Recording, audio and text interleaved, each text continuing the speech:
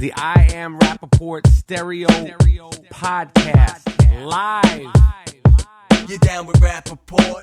Yes, I am. You down with Rapaport? Yes, I am. You down with Rapaport? Yes, I am. You down with Rapaport? Yes, I am. You better tune in, IamRapaport.com. Cause every single podcast, you know he drops bombs. I seen him on set, a seasoned vet with true talent. Catch him on his way to CrossFit, rocking the New Balance. He asked me to do the track cause he know I rhyme elite. But I'm just waiting for the Robert De Niro line of the week. Breakfast of Champions, hosted bagel, cream cheese, and lox. This is I Am Rapaport, the show never stops. You might catch him out in public, stretching his knees. But if you don't listen to the show, yo, wiggle please. Wiggle please. This is the I Am Rapaport podcast. What's up on today's brand new I Am Rapaport Stereo Podcast? Sylvester Stallone, Rocky himself, thinks he's retiring from playing Rocky. Not on my watch. No way, not so fast, Sylvester. Drake is by far the most obnoxious basketball fan ever. Starbucks is now a place where you can go into the bathrooms, whether you're a customer or not. You can shower, shit, and shave in the bathrooms, but you can't watch pornography on your own phone.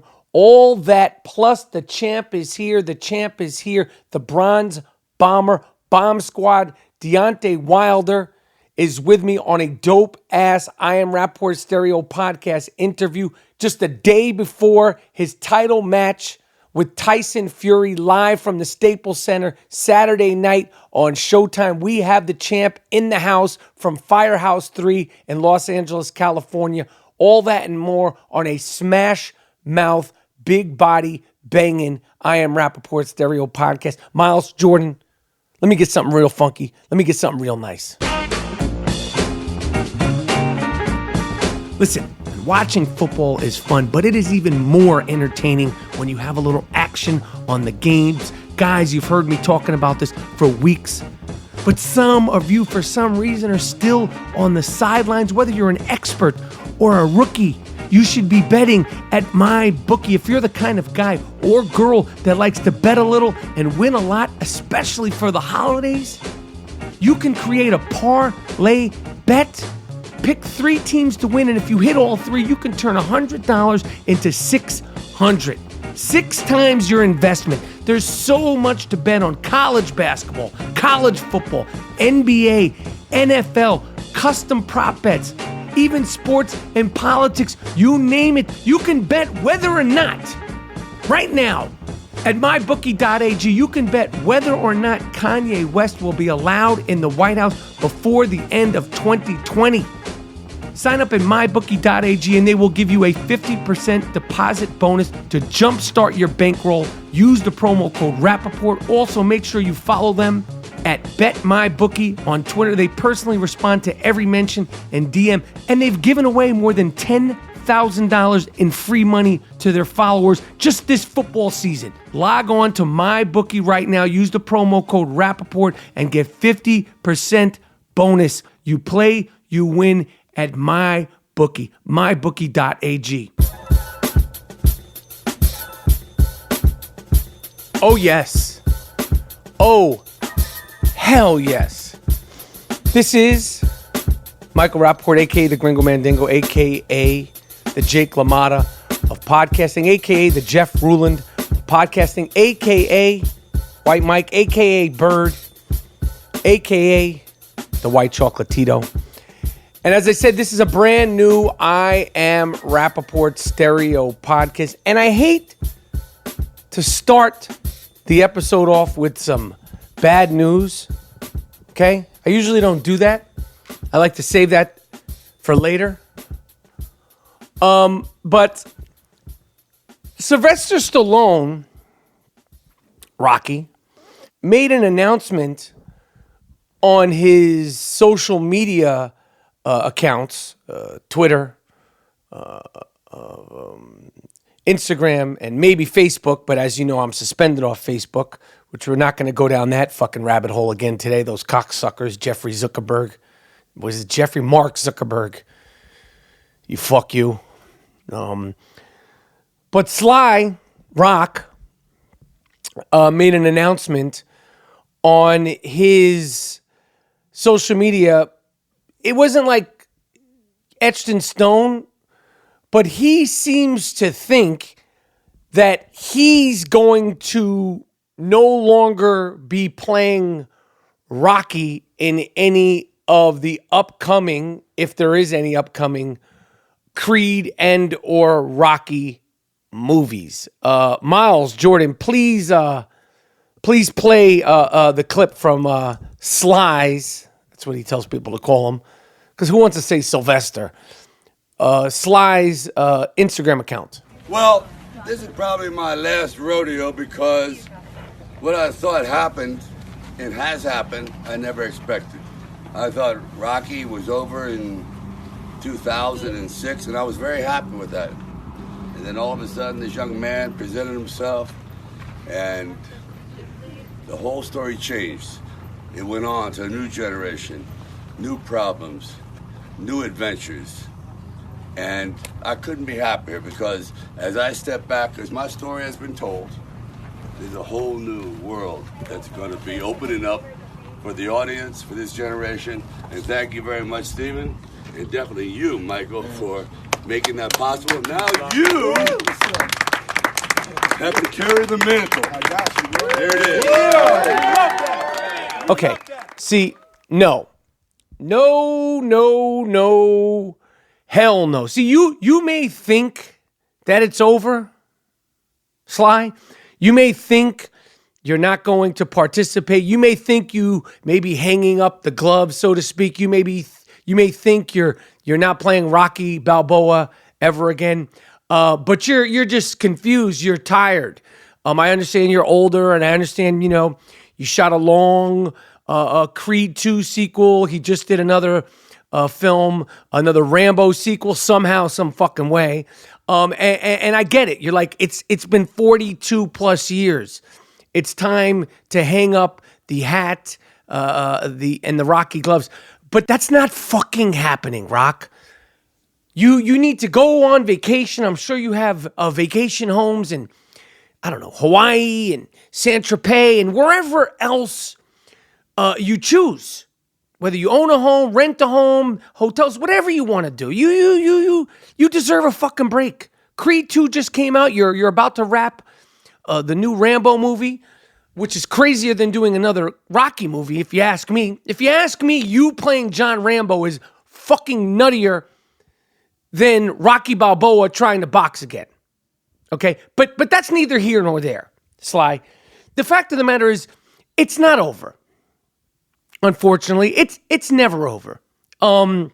It's never over for me. It's never over for the fans. And Sylvester Stallone, unfortunately, it's never going to be over for you. So although you are announcing some sort of soft retirement, us, the fans, we're not accepting it. Okay? We're not accepting it. I said on the last I Am Rapaport Stereo podcast, well, the last I Am Rapaport Stereo podcast was actually premium I Am Rapaport Stereo podcast, PPP, Primetime Premium I Am Rapaport Stereo podcast. And if you don't have a premium subscription, why is the first thing that comes to mind? Why the fuck don't you have premium? You can download the I Am Rapaport app for emergency episodes. Every Wednesday, we put out a premium podcast episode, full body episodes. You should absolutely have the premium subscription. It's $2.99 a month. $2.99 a month. I don't know what you're into, like Coca-Cola, a cup of coffee, donuts, potato chips. I don't know, but $2.99 a month.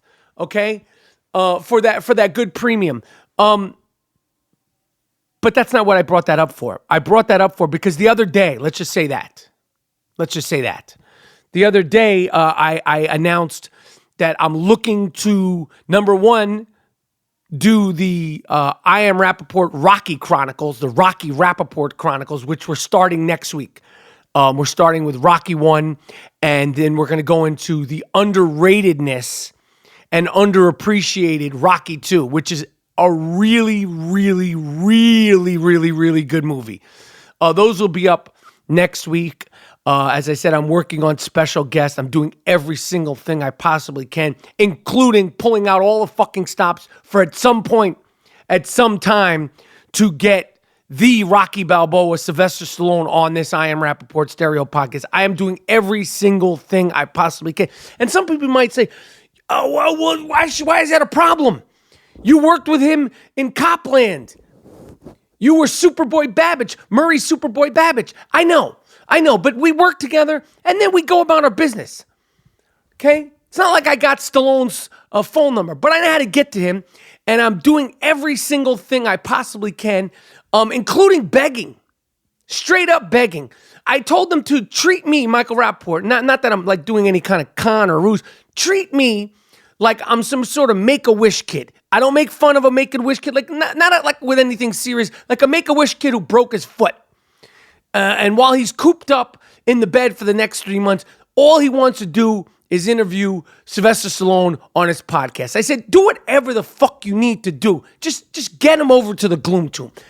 But the Rocky group, a lot of people reached out on social media, responding to the podcast where I said I want to start the group, and I'm figuring out the way. Now, I need people to sort of suggest how we could have this forum, because there's fans all over the world. I know there was 2 people in Australia said that they were totally down for it.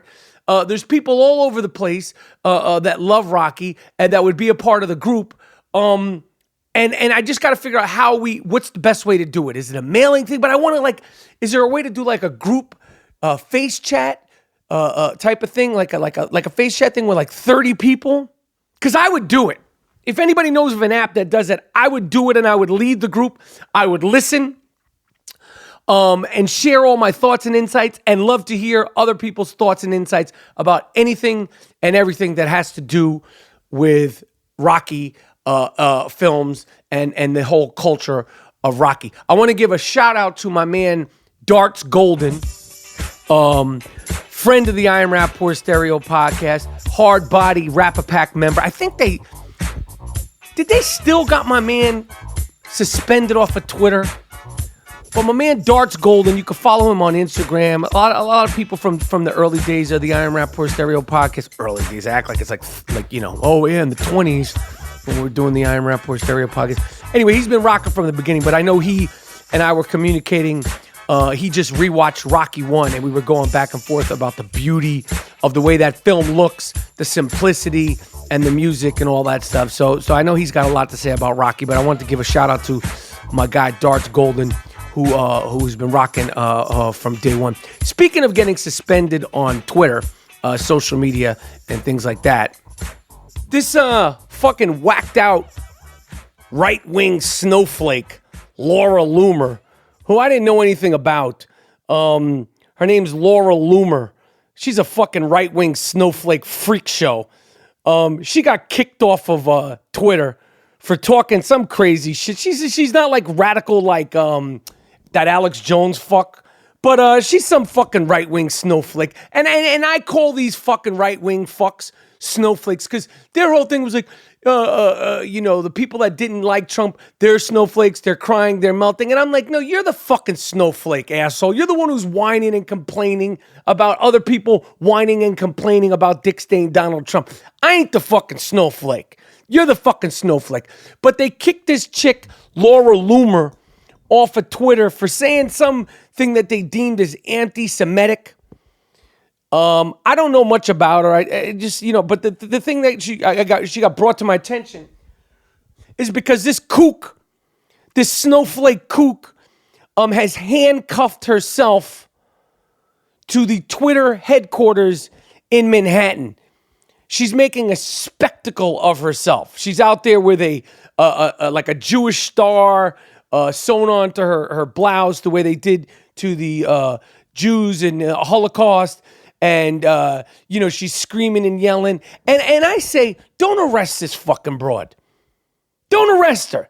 Let her fucking stay handcuffed to the thing and open and close the door as you normally would. She'll start falling down, taking some bumps. She'll uncuff herself. Don't call the cops. Don't bring in the authorities. Keep her there. Okay, if I was in New York, I'd go by that. I'd walk in and out of the fucking Twitter headquarters and knock her. Excuse me. Get the fuck out of the way, crazy lady. Move. All right, you're off fucking social media. You're crying, who's the snowflake now, Laura Loomer, you big right-wing fucking freak? Excuse me. Oh, I forgot something. I got to go back outside the door. Excuse me. Got to get in the door. Knock her down a few times with her handcuffed to the door. I guarantee you she'll skedaddle ASAP. If there's anybody in New York, this nut job, snowflake, the Twitter headquarters are on 17th and 8th. You could go by there. You could scream at her, yell at her, heckle her. I'm not trying to say do anything that you're breaking the law, but if you need to go into the building, just say, I got to go. Move, lady. You're in the fucking way. Watch it. So as I said, on today's I Am Rapaport Stereo podcast, we have the Bronze Bomber, Deontay Wilder, Bomb Squad, fighting Saturday night in Los Angeles at Staples Center against Tyson Fury. I'm hyped. I am going to be at this fight ringside. Both of these guys are big. Both of these guys hit hard. I have Deontay Wilder knocking him out, but it ain't going to be easy. Tyson Fury beat Klitschko. Of course, he was inactive from boxing over the last 2.5 years because he was whacked out on alcohol and booger sugar. But later on in the episode, we got to go down to Firehouse 3 in Los Angeles. It's one of the oldest firehouses in Los Angeles. And obviously with all the fires that took place, these guys have been busy, saving lives, saving homes. It's a real sort of burning down the house I Am Rapaport Stereo podcast. It was a pleasure to meet all the firemen while we were doing the episode, while we were interviewing Deontay. Those guys, like, they got emergency calls, they just leave. It ain't no fucking joke. When you watch firemen and you're hanging around there, like when the call comes in, it's bye. They're just out. But that fight is going to be a fight. They are going to be throwing down. And the crazy thing about it is Deontay Wilder is an American heavyweight champion. He's fighting against a likable British heavyweight champion, former heavyweight champion. And there's a lot of hype on this fight, but I think there should be more. This is going to be a great fight. And the fact that we have an American, African-American, Black American heavyweight champion for the first time in a long time, because there was like Klitschko and there was guys you didn't know from this country and from Spain. Boxing was fucked up, but you got two dudes, a guy who's British, Tyson Fury, who calls himself the fucking Gypsy King, and Deontay, the Bronze Bomber Wilder. And Saturday night at Staples Center, they're going to be throwing down. And later on in the show, we have, I think it's the last interview with Deontay Wilder before he locks and loads before his big fight. And like I said, it took place at Firehouse number 3 right here in Los Angeles. And the crazy thing about Los Angeles and the weather and the fires and all that stuff. By the way, I'm doing this podcast, and anytime I do the podcast in Kashmir, I get a little sentimental, because if you're a day one listener, you know that the first episode, I was top to bottom in my cashmere sweatsuit. Well, it's not sweatsuit, but I got the sweatpants and the sweatshirt. Shit's nice. If you could afford to treat yourself to a cashmere hoodie or a cashmere sweatpants, do it. It's not that expensive. It's a little bit more expensive than you'd probably spend. It's not like, $1,000 or anything crazy than that. I mean, some of these Nike sweatpants and these Supreme fucking... listen, that I don't know why people buy that shit. But all these brands, you get $100, $200 on sweatpants. You spend a little bit more, you get yourself some nice cashmere. It's Christmas time. Maybe you get yourself a little Christmas present, your girlfriend a Christmas present, your boyfriend a little cashmere hoodie. It's nice. I'm suited and booted right now in cashmere. Why did I bring up being in cashmere? Oh, because it was pouring rain the last 24 hours in Los Angeles. And this city, Los Angeles, is just not built. It's not equipped for rain. Obviously, fires are one thing. No place is built to sustain fires. But when it rains here, and it wasn't like a monsoon, okay, it's just a rainstorm. Not anything, unusual or to write home about or like to make national news. It was raining. It wasn't even a storm. It was raining. Holy shit. Traffic is at a standstill all day long. And then you're going through the traffic finally and you're like, is there an accident? I hope there's no accident. There's no accident. Is there flooding? There's no flooding. It's just people they freak out. If it's not, 75 and sunny at least. If it's anything less than 75 and sunny in the Los Angeles area, give yourself an extra 20 minutes because people they're at a fucking standstill. My dog, Wheezy. Dean, why are you calling me? I'm recording a podcast right now. Oh, fuck, man. I was going to give you my review of Roma. Give me your review of Roma real quick. Live, impromptu on the I Am Rapaport Stereo podcast. Wait, hold on. You're not scheduled to be on this episode, but go ahead. Am I live right now? Go ahead, yeah. Yo, what up, Michael? It's me, Dean, the young shooter. I just got out of Roma, and it was fantastic. It was Alfonso Cuarón's new movie. It's his 5th film. Let me tell you, Michael, it's a foreign film. I walked in blind. I didn't know what I was going to see. It's cinematic. It's beautiful. It's great. I mean, you got to see it. This is not a laptop movie, Michael. You can't open your laptop. You're going to shut it off 10 minutes in on Netflix in your bed, but go see it in theaters. It was fantastic. You're going to see it all over the Oscars. I had to report it here first, Michael.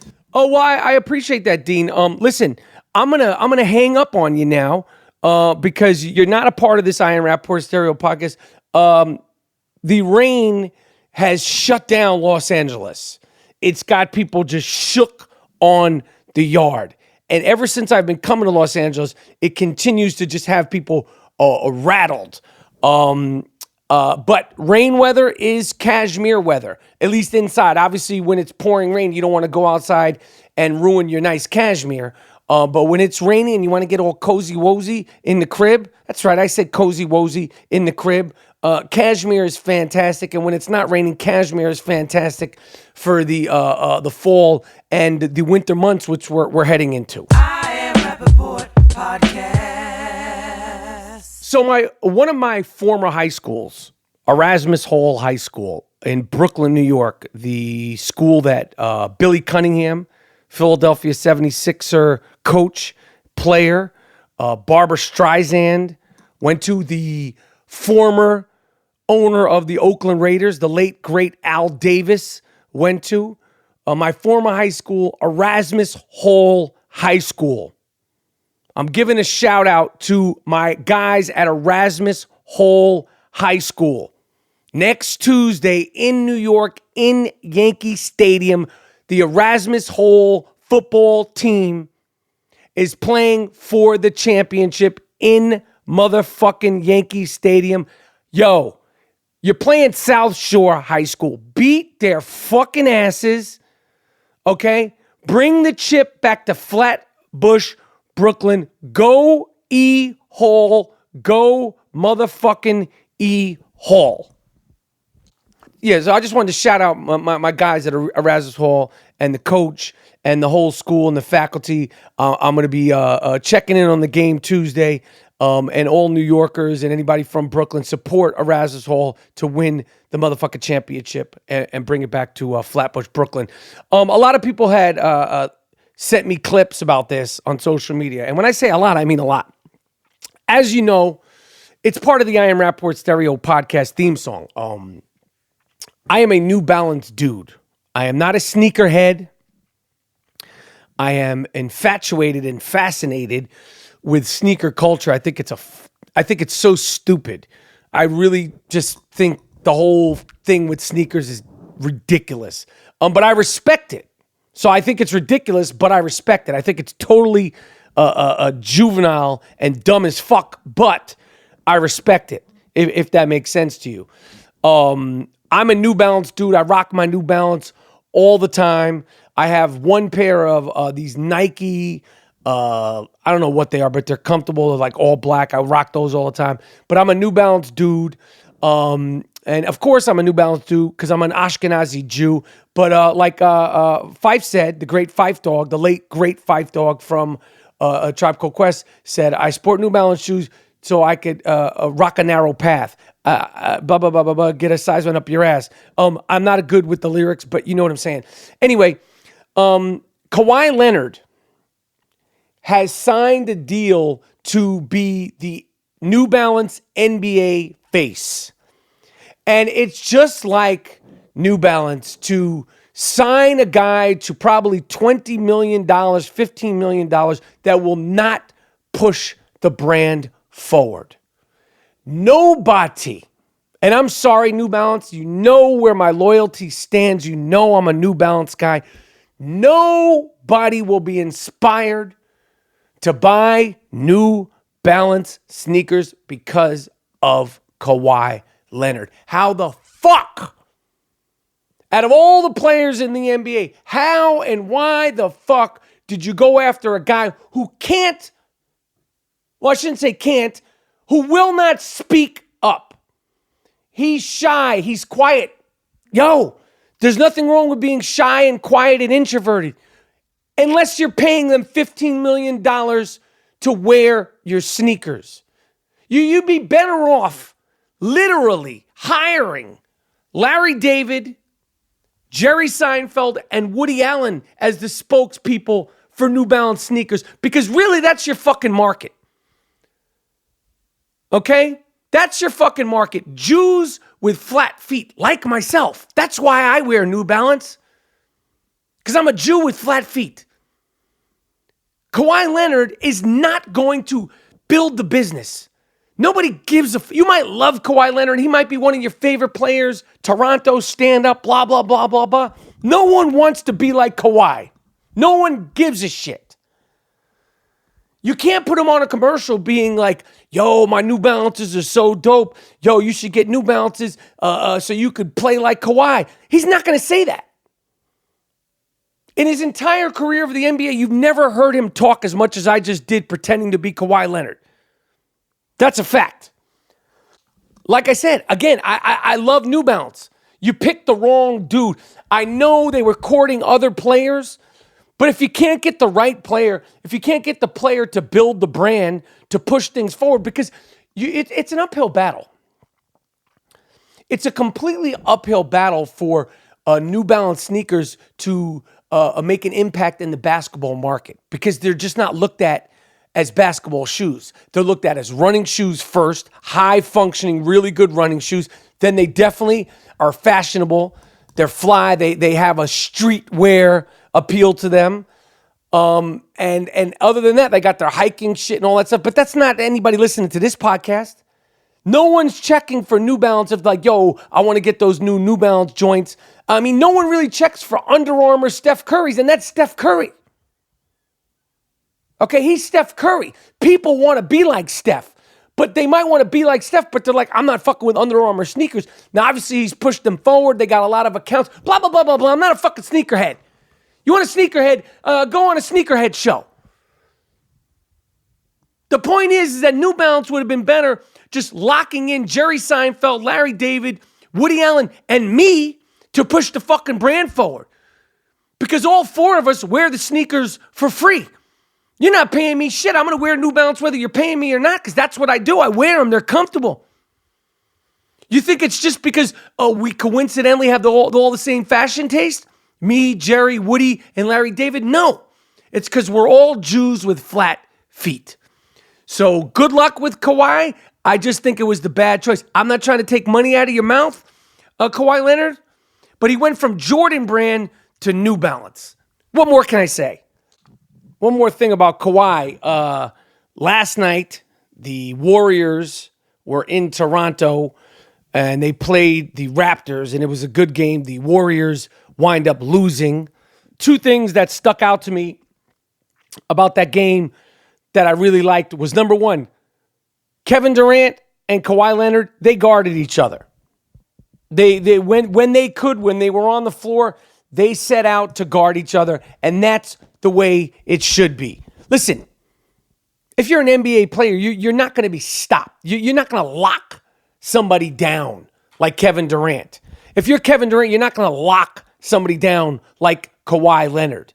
We're talking about two of the best of the best of the best to ever do it. You're not stopping them. But don't be a little skinny jeanification, little Instagram trick and not guard each other. Yeah, he might score one in your grill. Yeah, he might cross you up. That's part of basketball. So I was glad those guys went at it. They took the challenge. The other thing that happened during the game, and I was surprised Kevin Durant didn't tell him to sit the fuck down, was at one point while Toronto was up, Drake, this fucking guy, Drake, got up and was like, teasing and playing grab ass with Kevin Durant. And Kevin Durant should be like, sit the fuck down, Duke. Sit down. You're not part of the team. You can't even play basketball. Sit the fuck down. Finally. Or I would have said, ref, throw this fucking guy out. This is a crazy fan. Fucking guy's grabbing me during the game. Motherfucker, you don't have enough attention, Drake? We know you like basketball. Sit your ass down, Duke. Sit down, Duke. You're not part of the team. Okay? You a fucking cheerleader? Put a skirt on, then that's understandable. You want some pom-poms and a skirt, Drake? Otherwise, sit your ass down like every single other person. We know that we know that you're cool with the players. Sit your ass down. He is by far not even close. Spike Lee wasn't even in the same category, except for that Reggie Miller's incident, but at least he was talking shit. And he was going at Reggie Miller. Drake, literally wants to be part of the NBA, but this motherfucker cannot play basketball at all. He's just like a fanboy. Sit your corny ass down, Duke. Russell Westbrook is sick.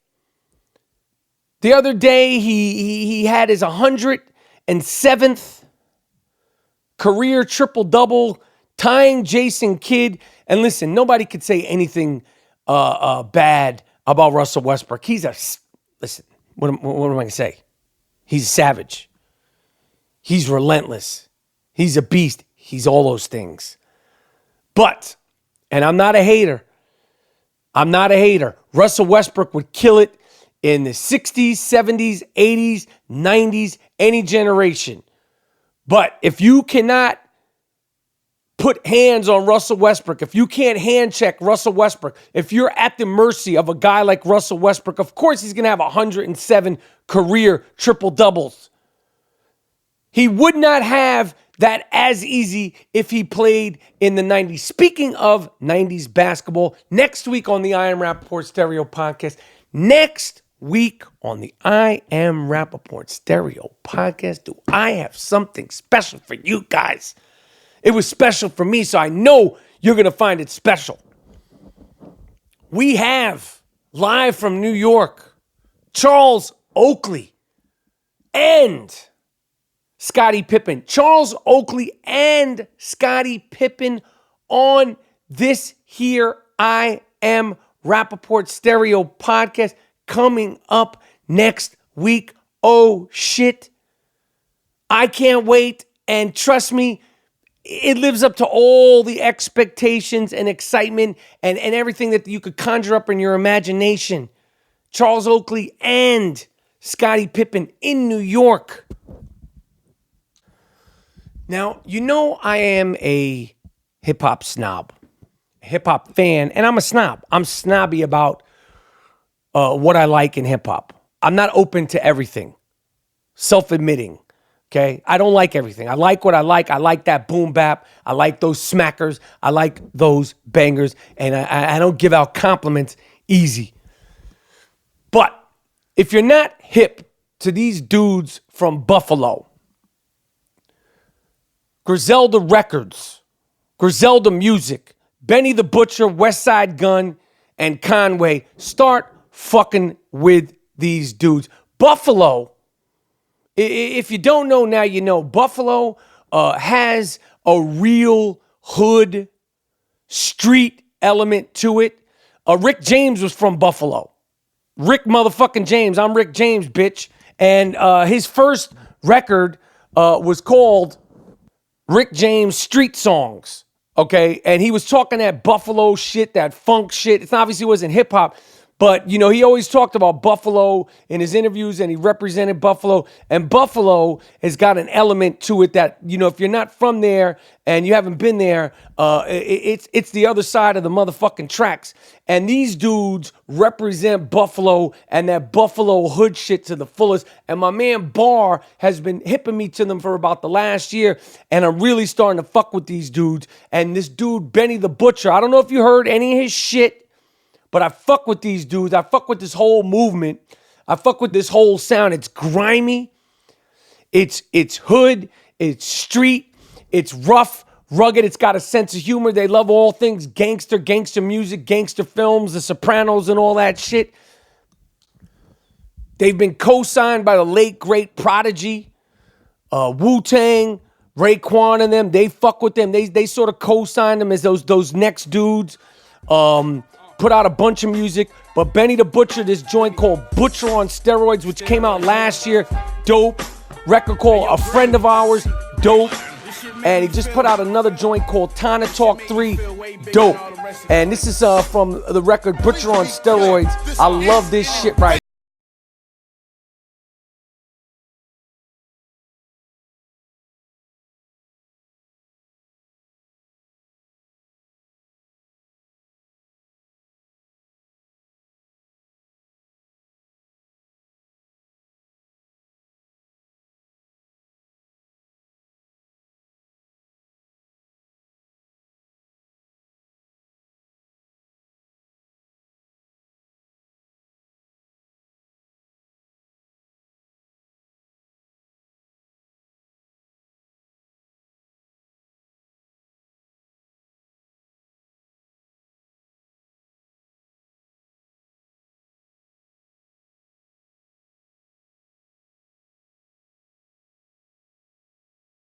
West Side Gun, Conway, and Benny the Butcher, and get that Tana Talk 3. It's dope. I like these guys, and I support these guys, and I want to hear more music from these guys. I like what they're doing. That joint was called Fat Dom. But they're definitely on some grimy, just hood, New York type of Buffalo shit. And speaking of grimy, listen, I don't even know when this first started with the Starbucks protest and the Starbucks letting anybody and everybody into their bathrooms, which I don't support. I do not support. I support that the customer is right and the customer is first for the most part within reason. But you got to be a customer. You can't just, be sharing a bathroom with anybody and everybody off the streets. If you're a paying customer, because you go into a lot of these Starbucks bathrooms and they're run down. They're like public subway bathrooms. You ever been on a subway bathroom?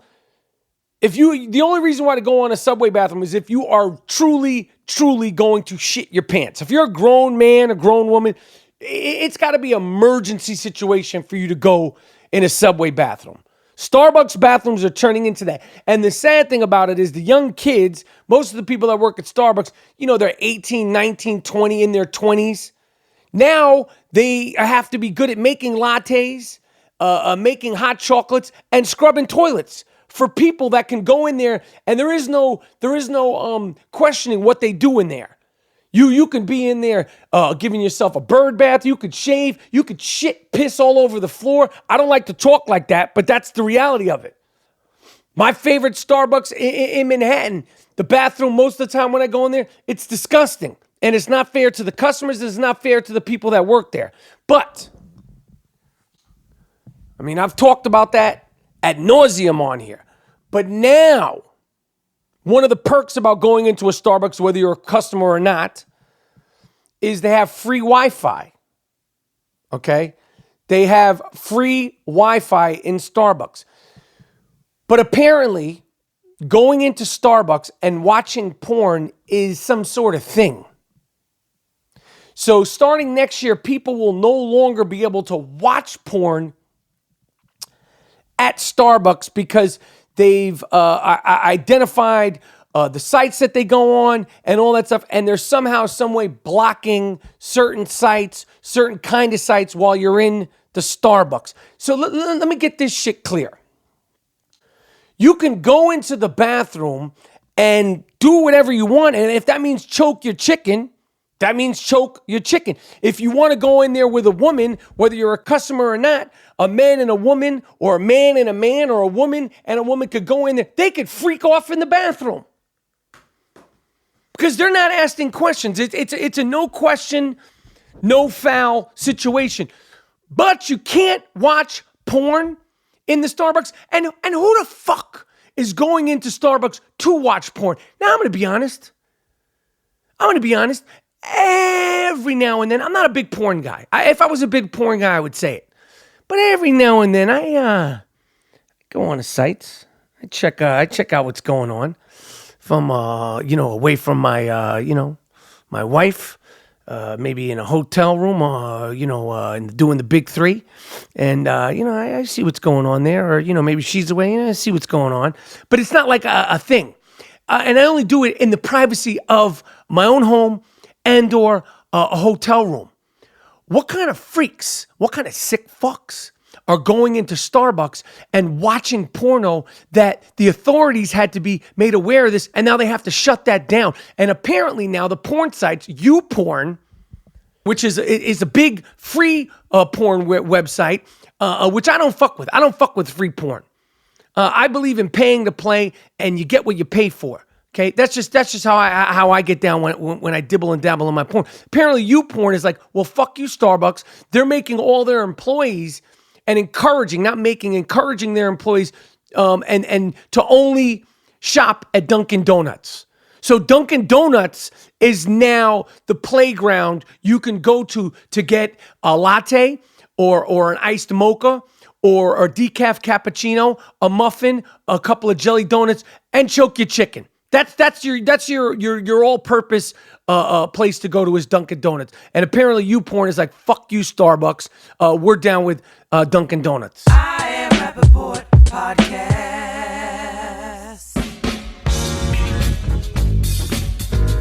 For all my fantasy football players, it's go time.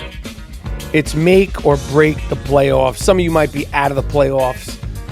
I am at the top of the Howard Stern Fantasy Football League. I ruined that fuck button dick Brent.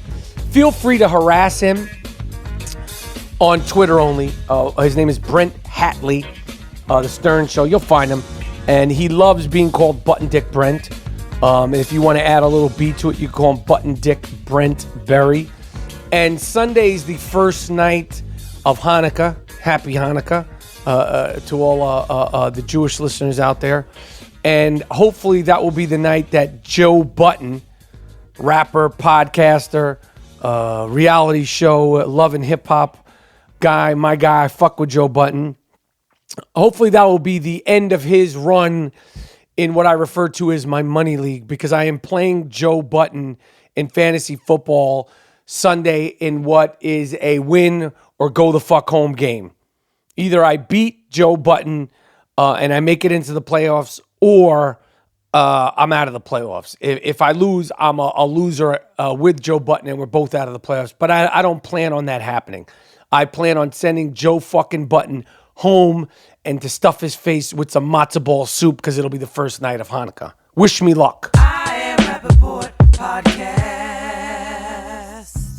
Listen, we are winning at the I Am Rapaport Stereo Podcast. You think people call me champ because of my good looks?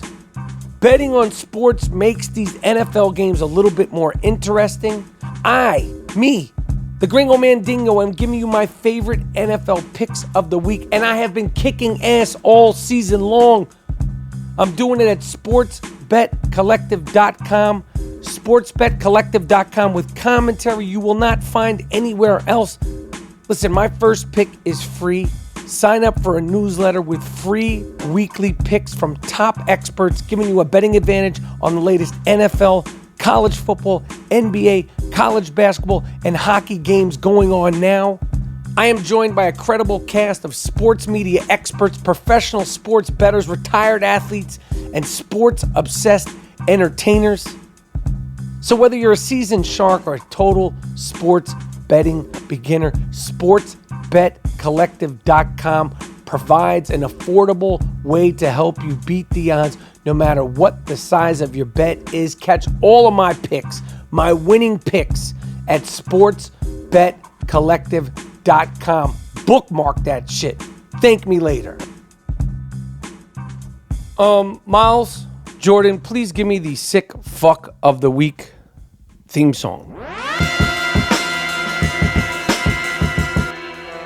This is the sick fuck of the week segment, the award-winning I Am Rapaport exclusive sick fuck of the week segment. It's an award that is earned, not given, earned, not given.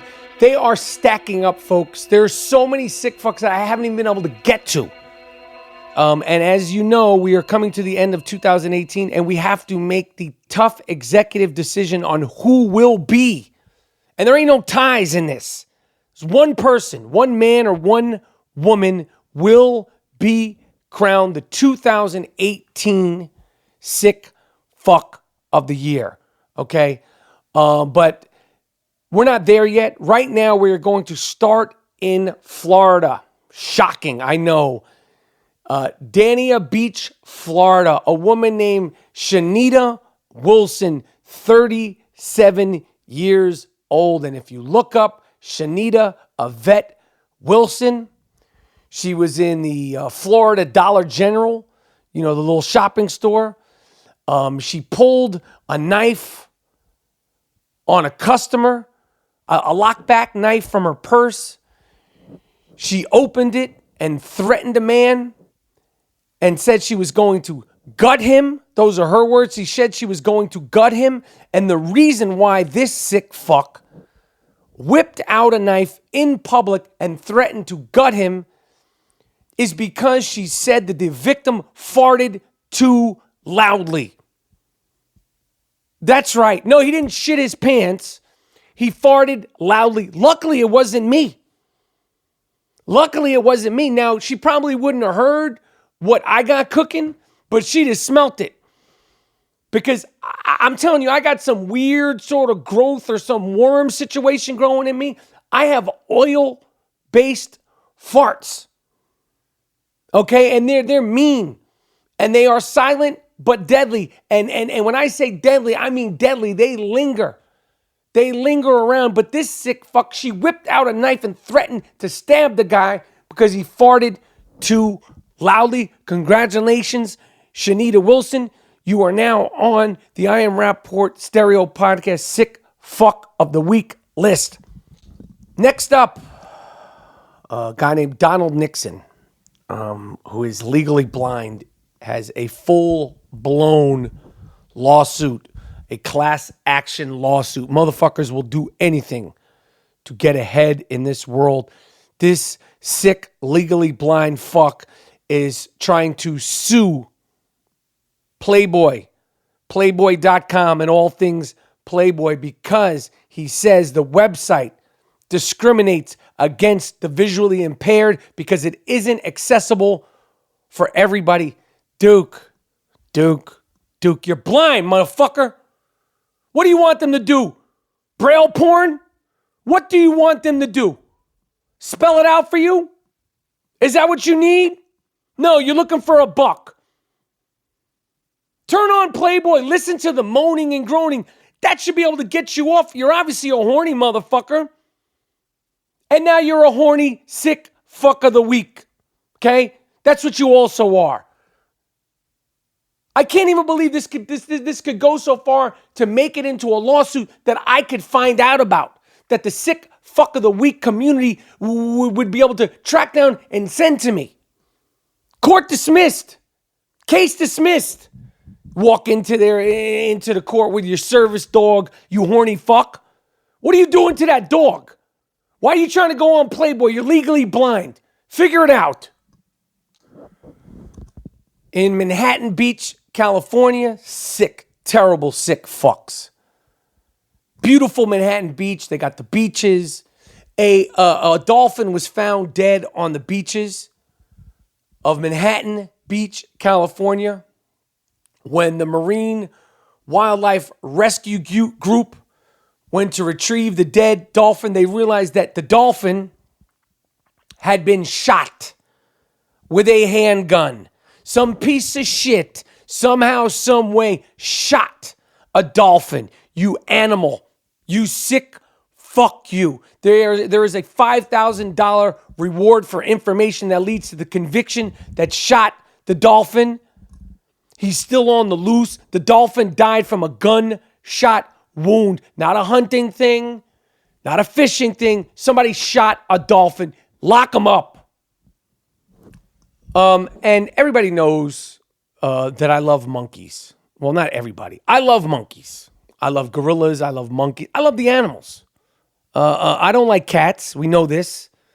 And I don't have to like cats, but I would never hurt a cat. But I love animals. But my favorite is the monkey. My second favorite is the elephant. And my third favorite is, in fact, the dolphin. I've never met any monkeys. You know, these people get to play with the monkeys and, hang out with the monkeys. I've never gotten to do that.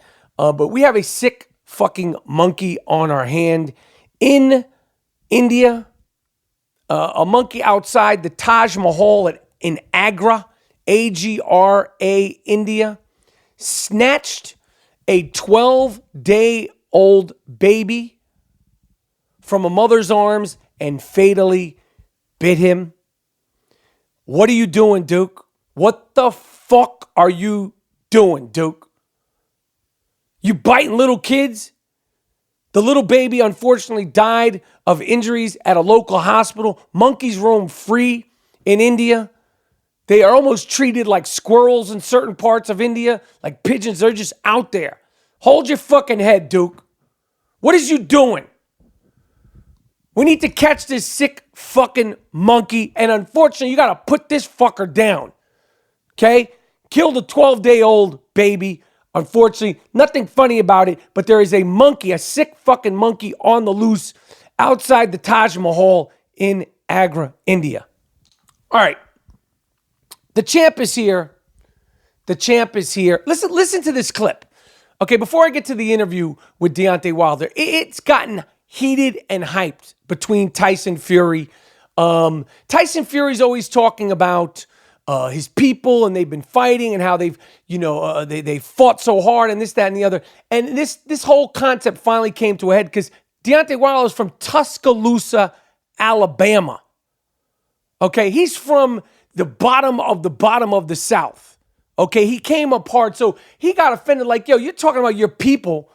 I'm a black man from Tuscaloosa, Alabama, and you're talking about we fought so hard. The press conference was just yesterday. Listen to this clip. It got heated between these dudes, and then listen to what Deontay Wilder had to tell this reporter, because it turned into there's racial undertones to this. Check this out. I'm gonna knock you the fuck out. I promise you. I'm gonna knock your ass out. I promise you that. You talking about how your people been fighting for 200 years. My people been fighting for 400. My people been fighting for 400 and still fighting to this day. You said that your people have been fighting for 400 years. Man, your people's too. So I just want you to explain what you mean by that. You know what I'm talking about. Y'all all know what I'm talking about, man. Don't sit up here and try to bait and not know what I'm talking about. Y'all know what the fuck I talk about when I say these things. Your people too. Explain it. Not everybody knows what you're talking about. Radio Raheem, I don't have to explain what's understood, man. You know what I mean by that. You know what I said by that. I ain't got to go further. And if anybody don't understand that, then God be with them. Go look up the history.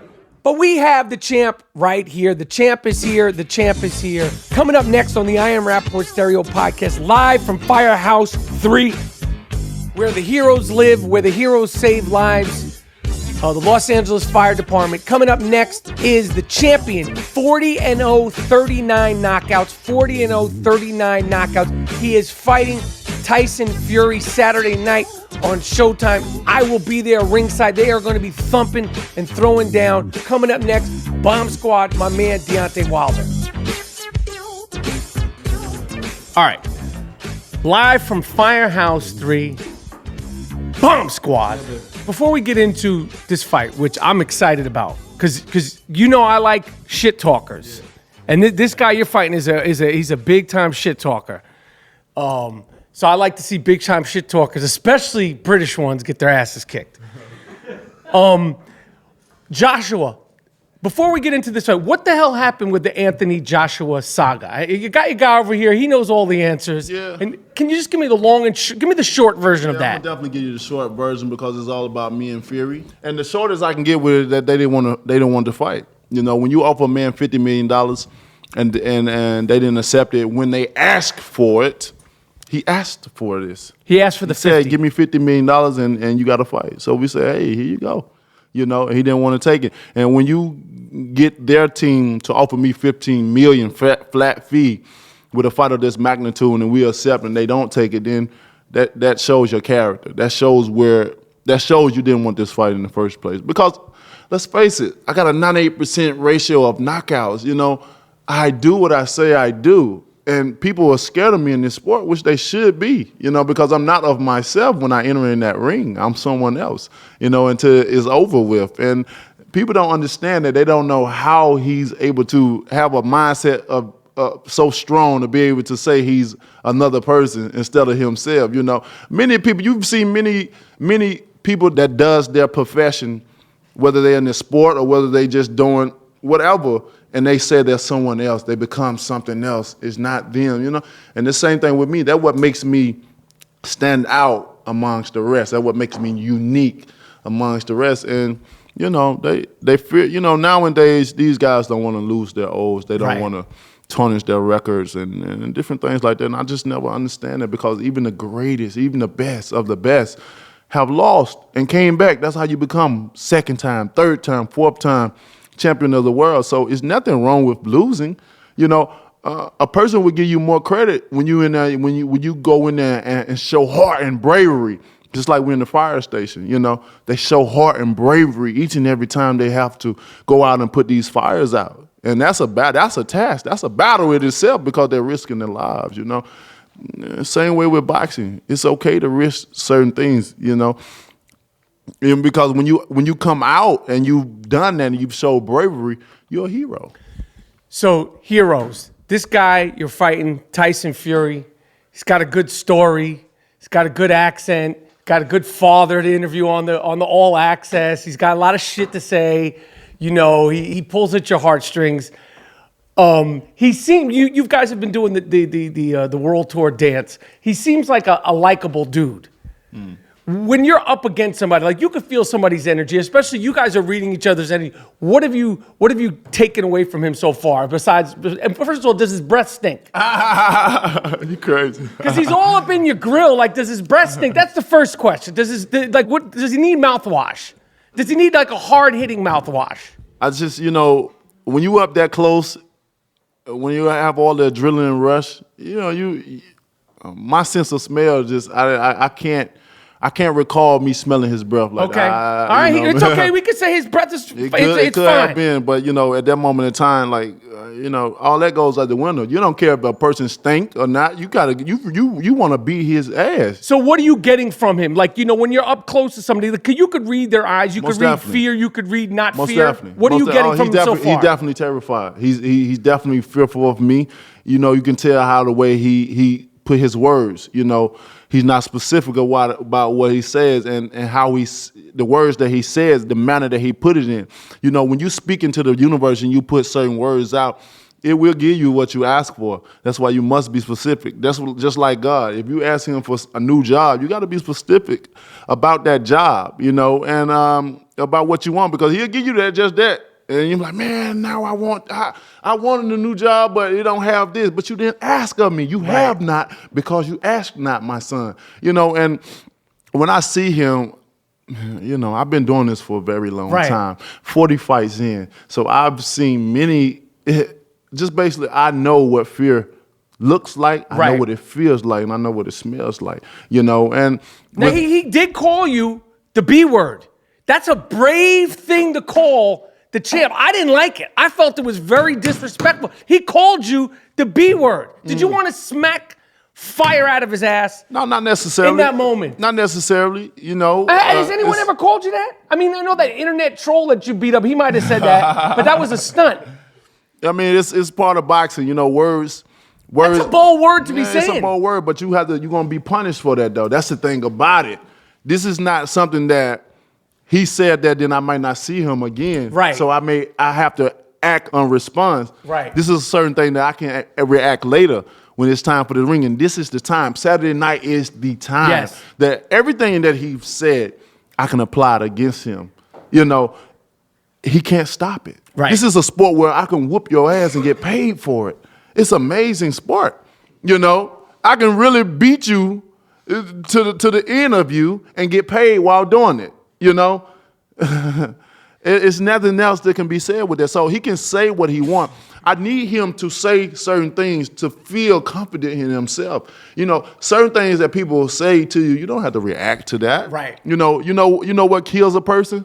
Silence. Right. Silence is the ultimate killer. You know, because many times, you know, people are looking for responses out of you. They may say certain things and they trying to get a reaction out of you. See, if I reacted to him upon saying that, then he's winning. Right. He's doing his job. But because I didn't react to that or any other things that he done, I know we done a lot of pushing and shoving and stuff like that. But, you know, it's part of the promotion as well. But he's trying to get in my head and he can't. You know, I done been through too much in life. I done heard too much. You know, you can't get in my head, but you will pay for every word that you said. How has it been? You're fighting in Los Angeles. You know, you fought in Brooklyn. You fought all over the place. How has it been the build up to this fight? You're getting followed around. Like your notoriety and your fame is building. You know the show. Everybody's watching the show each week. Episode 3. Can't wait to be on there also. How has that been? Has that been fun? Is it disturbing? Is it a disruption? Is it, you know, are you getting the big head? You want to be an actor. You're in the place to be an actor this week. For sure. You know, it's been exciting. Everything has been exciting. You know, I always say I never want to be this big famous person because let's face it, when people start putting you higher than God, when they start praising you higher than God, you know, you can get people that can cry just to see you because of who you are and what you've done. But if God came right down, they wouldn't know what their reaction would be of crying. They probably wouldn't know what to do. Mm-hmm. And when people see you out as this big person, you can do the simplest little thing that John does at Walmart or McDonald's. But because they look up on him as a less of a human being, you know, he do something that doesn't matter. But you do something because you got a high profile and because people worship you, look you as something, you know, they blow it out of proportion. I'm human. I'm going to make mistakes. You know, with that being said, I don't care who knows me and who don't know me. God have blessed me with an ability and a skill, and I must display it. I must show it amongst the world because if I don't, he's gonna take it away and give it to some other brave soul. See, I was anointed to do this. You know, my grandma used to warn me all the time, God, baby, God's trying to you. When I used to get to fighting or get suspended for school, she didn't whoop me and then like she was a teacher to me. I didn't understand these things. Talking about God trying to use me and baby, you anointed and all those things. You know, I grew up in the church, but I still, as a child, you know, you go as a child until you become grown and you put away childish ways. But being that you become grown, you still have to go through certain situations to be able to relate and to understand, like, that's what she was talking about. Now, when you say you grew up in the church, you're a good guy, you don't, you know, like you're clean and all that stuff, how do you switch from I'm kicking ass, like fight, flight, whatever? You know, I mean, your last fight was a fight. Yeah. You know, how do you switch that to like a nice guy, like to like I really want to kick some ass? Well, you know. And when does it switch? Is it the day? Like, because I'm be honest, like your energy right now is a little different than the last time we talked, which was there was no fight set. Mm-hmm. Like I feel a little bit, not like, you know, I feel threatened, but I feel like you're in work mode. Right. Like, but when does it like switch to like the day of? Well, you know, when the fight gets closer, you know, definitely my mindset switches, you know, especially like when they get the day of the fight, even the week of this fight. Like right now, you know, my mindset is still on the fight. When I'm talking about Fury, my mind is still there and I can't wait. I keep visualizing what I'm going to do to this guy. And to keep me at this state of being where I am is being able to switch is meditation. Like, right. It's very powerful. Meditation is a mind strengthening Do you? You know, I can barely talk with this stuff in my mouth. Yeah, what do you got? A teeth whitener? I got business. Your teeth, you got nice teeth, man. You don't want to look like Tekashi 6ix9ine. Like, you know, like a lot of people, like, listen, I'm not going to say you're new money, but like, yo, some people with new money, they go crazy with the teeth, white. Your teeth are fantastic. My teeth You don't want them looking like golf balls and shit. Like, we want nice teeth. Right. Like, Yeah, what are we doing here, man? Yo, my teeth has always been. They're nice fucking teeth. Like, what color white are we trying to get, champ? Seriously, what color white are we trying to get? Like, how many teeth whitening strips? We're doing interviews here. Where are we going with this, champ? Man. I know you want to be an actor and shit, but there's a limit. Like, you know, you're gonna fuck the camera up. Like, we're shooting this here. Like, what are we doing? I'm supposed to have been done a long time. You know, my teeth has never been bad. It's always been straight. I've always had. They said a $14 million smile. You know, I've just had this small You're going for the $17 million smile today. So I was fascinated by the meditation last time we talked. So the day of the fight, like, what is your schedule the day of the fight? The day of the fight, I'm very relaxed. I'm sitting back. I'm going over different things in my head.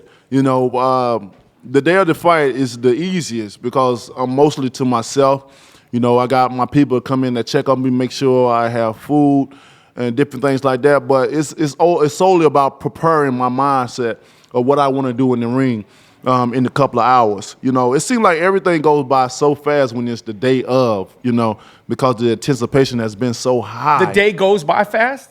Most definitely. It goes by real fast because in a couple of hours, you finna go to war. Right. You know what I mean? It's finna get real serious. Right. Everything you've said, everything you've displayed and put out into the universe, we finna see if it's gonna come to pass. You know, and like I said, I'm a playmaker. I shine under the lights, and I can't wait. You know, during that time, I'm so anxious to get under those lights.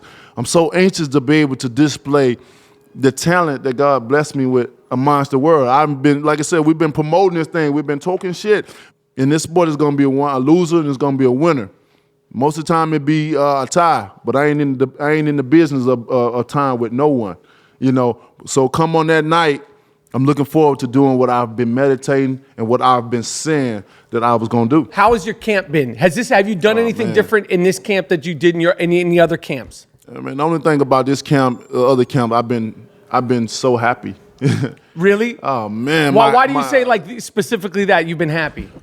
Man, it's just been with my family and the people I surround myself by. You know, like I said, I surround myself by positive speaking, positive believing, and positive receiving.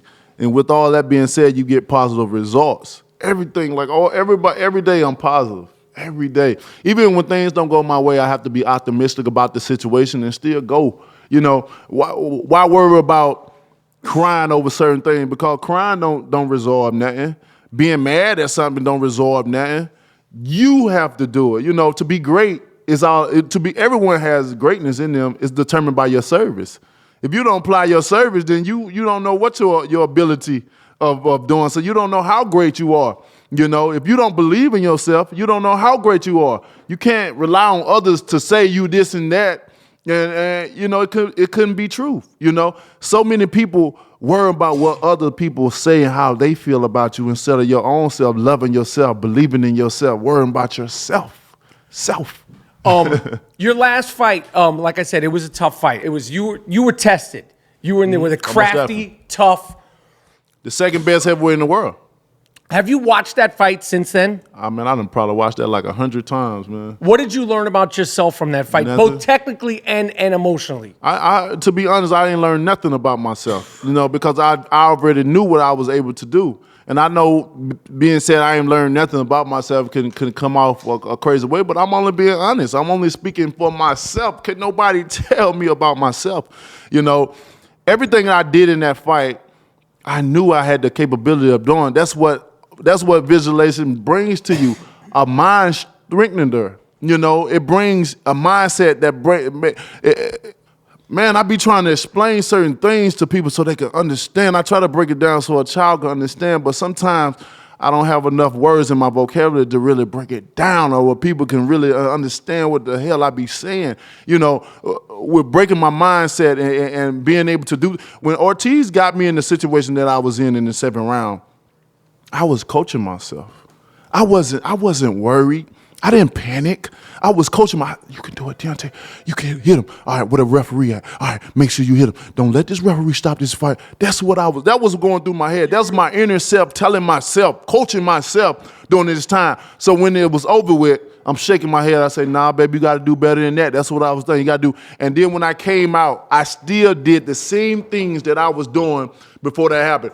I came out before the bell, before he stood up. In the midst, he threw everything in the kitchen sink. Most of the time when Ortiz have an opponent in that situation, it's out of here. Right. He's out of here, you know. But with me, I'm a different caliber. I'm a different animal. I'm a different champion in the ring. So with that being said, I didn't really learn nothing. I just if I had to say I learned something, I would say I've learned that I'm the king of this division. My mindset is strong. I've learned that my mindset is strong. I've learned that the methods that I've been practicing or the method that I've applied to my life works. Have you, approaching Tyson Fury, who we haven't, he just had this last fight, not a great, opponent in my opinion. His highlight was the Klitschko, which was years ago, and then he got way out of bounds on the booger sugar and all kinds of other things. So as a fighter, what does Tyson Fury have to offer? It's the little athleticism that he has. He's able to move his body in certain ways, like slip, and position his body. To be 6'9", that's pretty good, because you don't see guys, doing that. Crafty, right? Yeah, most definitely. And he got an IQ in this sport. In boxing, or he wouldn't have never been a champion, so you have to give him the credibility of that. And that's all I see of him, I don't think he's an exciting heavyweight champion, I haven't seen not one fight that he's been exciting in. The only thing I've seen exciting is when they laid him out on his back. And that's about it, other than that, he's what he is. All right. Deontay Wilder, I will be there. You will be hearing me ringside tomorrow night. Bomb Squad. Yeah, baby. I'm trying to do it before you because I always want to prepare. I can't wait for you to kick this dude's ass. All the fans, they're going to be all pissed off. All the British fans, no disrespect. Yeah. Listen, it's business. It's not personal. At the end of the So day. you'll be hearing me talking all kinds of shit for you. And then we're going to go, maybe we go to UK for the next one and we take everything from Joshua. I'm down for that. All right, so I'm wishing you a lot of luck Saturday night. I'll be there talking a lot of shit. My man, blessings, brother. I didn't get a bomb squad. I'm like, God, Jesus Christ. Yo, have a great night Saturday. Thank you, bro. All right, I want to thank my guy Deontay Wilder for rocking on the I Am Rapaport Stereo podcast. As I said earlier, check out that Benny the Butcher. Check all that Griselda music out. By the way, those dudes were signed by Eminem, if you don't know. You remember when Eminem signed G-Unit and he signed 50 Cent? Well, he signed that whole crew. I forgot to tell you that. Saturday night, Tyson Fury versus Deontay Wilder. Both these guys are undefeated. They're both 6'7", 6'8". They're going to be throwing down. You may see the Gringo Mandingo ringside if you watch the fight from home. What more can I say? It's the I Am Rapaport Stereo podcast. Miles Jordan, take us out with something real nice, something real proper.